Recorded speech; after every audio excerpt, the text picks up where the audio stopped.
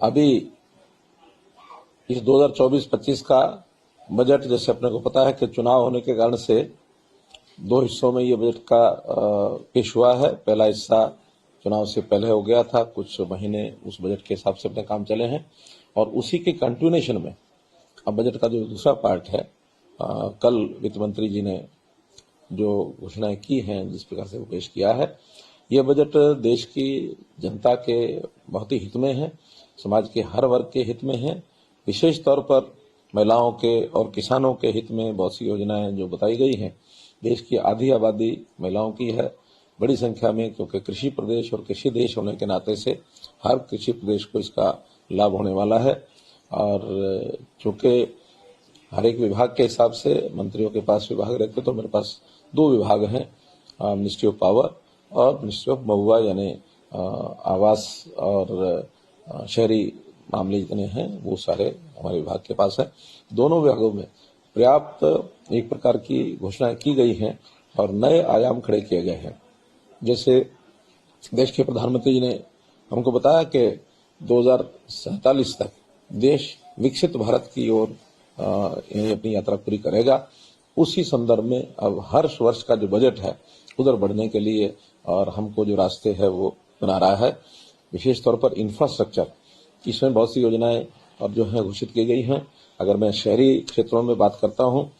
तो जो प्रधानमंत्री आवास योजना अर्बन में 1 करोड़ नए मकान ये बनाने की बात कही गई है, और जिसके अंदर 10 लाख करोड़ रुपए का इन्वेस्टमेंट होगा।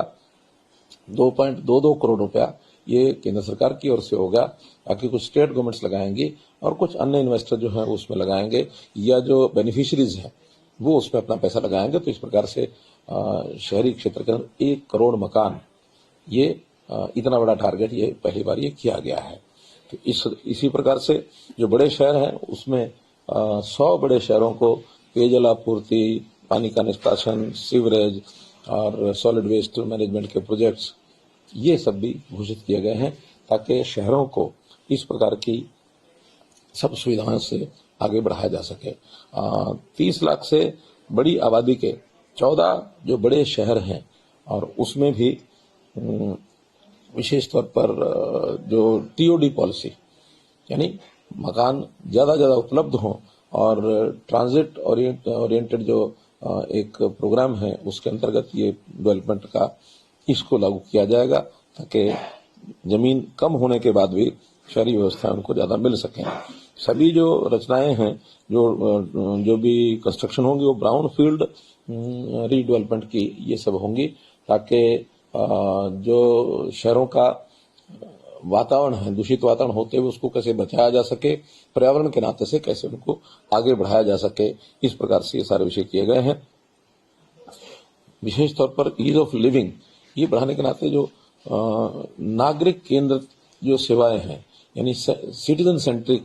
जो सिस्टम है वो सब बनाए जाने वाले हैं, ताकि आम नागरिक उसको जो है सुविधाजनक तरीके से चीजों को आगे बढ़ा सके। तो ऐसा शहरी आवास के नाते से जो योजना है।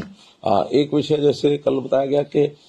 हम लोगों ने, हालांकि हरियाणा में पहले से किया है डिजिटलाइजेशन, उस नाते से प्रॉपर्टी आईडीज, शहरों के जो प्रॉपर्टीज हैं उनका डिजिटलाइजेशन किया जाए, ताकि बहुत बड़ी समस्या है शहरों में मालिकाना है, शहरों में अपनी प्रॉपर्टीज की बाउंड्रीज हैं अथवा अन्य चीजें हैं, उसको भी सुविधाजनक तरीके से उनको हल किया जाए।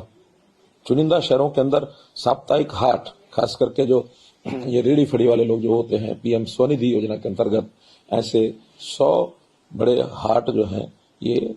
इसके खोलने की भी योजना है। स्टाम्प ड्यूटी जो शहरों के अंदर प्रॉपर्टीज हैं उसमें स्टाम्प ड्यूटी को कम करने की बात कही गई, और विशेष तौर पर महिलाओं को जो प्रॉपर्टी स्थानांतरित होती हैं, जो उनको दी जाती हैं, उनको रजिस्ट्रियां होती, तो उसमें स्टाम्प ड्यूटी को कम करने का ये भी आह्वान किया गया है। तो ऐसे शहरों में जो राष्ट्रीय आजीविका mission, national urban livelihood mission NURLM का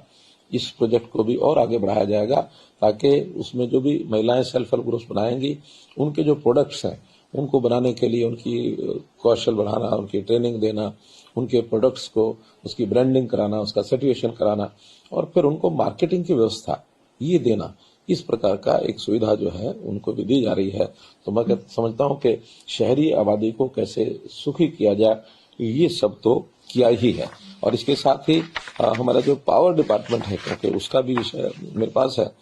तो जैसे 300 यूनिट तक की बिजली लोगों को कैसे फ्री मिले, इसमें पीएम सूर्य घर मल्टी बिजली योजना, इसको बढ़ावा देने के लिए भी योजना बनाई गई है। इसके अंदर 3 किलोवाट तक की बिजली के लिए मैक्सिमम 78,000 रुपए की सब्सिडी ये दी जाएगी और 1 करोड़ परिवारों को इसका लाभ पहुंचाया जाएगा। एप्लीकेशन शुरू हो गई है। 1 करोड़ 28 लाख लोगों ने इसमें रजिस्ट्रेशन करा लिया है और इसमें से 1 करोड़ का जो टारगेट रखा गया है, इसको निश्चित रूप से उसको इस वर्ष में ही पूरा किया जाएगा। एनर्जी की जितने भी ट्रांजिशन है उसकी पॉलिसी भी बनाई गई है, ताकि हम जो एनर्जी का, चाहे उसका प्रोडक्शन है, चाहे उसका ट्रांसमिशन है, चाहे उसका डिस्ट्रीब्यूशन है, इस सारे को और सरल करने के लिए स्टेट्स को डिफरेंट स्कीम्स के माध्यम से उनको सहूलियत दी जाएगी। न्यूक्लियर एनर्जी में भी और बढ़ावा देने के लिए ये भी एक, क्योंकि एक नया फील्ड है, सारे देशों दुनिया में न्यूक्लियर एनर्जी की ओर लोग बढ़ रहे हैं, तो उसके लिए अपने देश के नाते से भारत यानी स्मॉल मॉड्यूल रिएक्टर्स ये पीपीपी मोड में और हम बनाएंगे और इसके लिए R&D के लिए अलग से जो फंड्स हैं वो भी एलोकेट किए जाएंगे, क्योंकि बढ़ती पावर की डिमांड अलग अलग सोर्सेज से उसको पूरा करना है। जैसे ग्रीन एनर्जी को आगे बढ़ाना है, जैसे नॉन फॉसिल एनर्जी को टारगेट रखा कि 2030 तक 500 मेगावाट इसकी जो कैपेसिटी है वो बननी चाहिए, वो तभी बनेगी चाहे उसके अंदर विंड है, चाहे उसमें सोलर है, चाहे उसमें न्यूक्लियर है।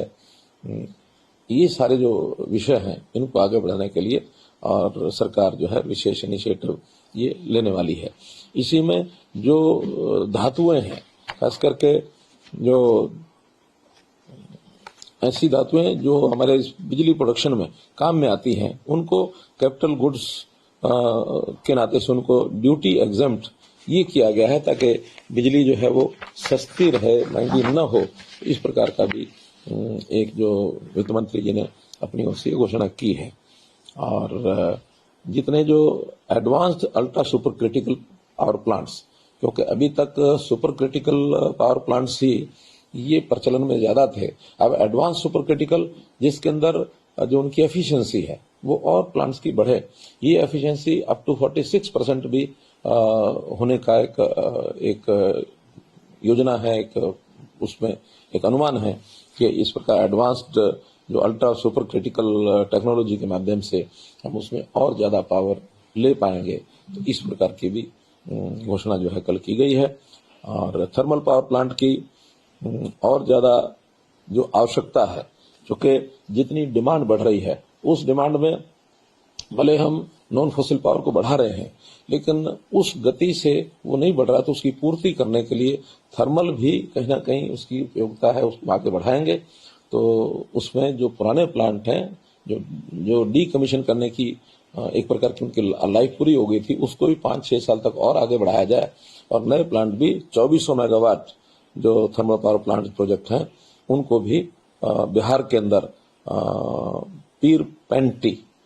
ये जो एक प्रोजेक्ट की मंजूरी दी गई है 21,000 करोड़ रुपए की। तो ऐसे पावर के क्षेत्र में भी पर्याप्त स्टेप्स जो लिए गए हैं ताकि बढ़ने वाली जो डिमांड है उसको पूरा कर सकें। और पावर अगर बढ़ेगी तो हमारा उद्योग बढ़ेगा, उद्योग बढ़ेगा तो देश की इकोनॉमी अच्छी होगी और रोजगार ज्यादा मिलेगा। तो इस ओर में आगे बढ़ करके अपना जो टारगेट है 2047 तक देश विकसित भारत बने, इस टारगेट को पूरा करने के लिए आगे बढ़ रहा है। For exclusive and insightful videos, subscribe to our new channel ABP Live Premium.